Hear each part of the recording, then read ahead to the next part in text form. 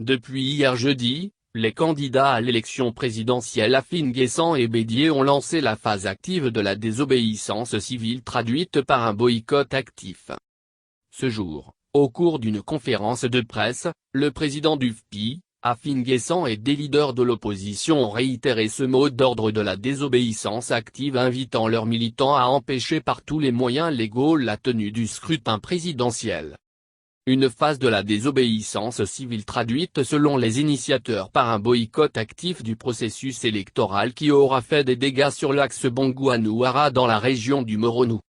En effet, comme constaté par Coacito ce matin vendredi 16 octobre 2020, des partisans de la désobéissance civile ont fait tomber des troncs d'arbres sur la route empêchant toute circulation.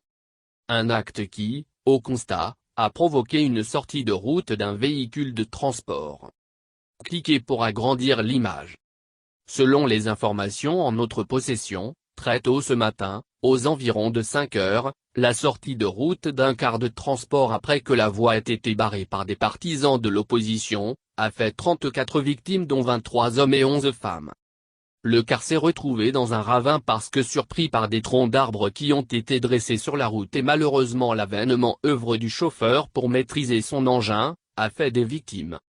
Pour rappel, depuis leur refus de prendre part au processus électoral en cours, dénonçant de fait une candidature illégale du chef de l'État, Alassane Ouattara, candidat du RHDP, Afine Guessant, Bédié et des leaders de l'opposition ivoirienne ont lancé depuis septembre dernier un mot d'ordre de la désobéissance civile qui est rentré d'Ira à ce jour, dans sa deuxième phase.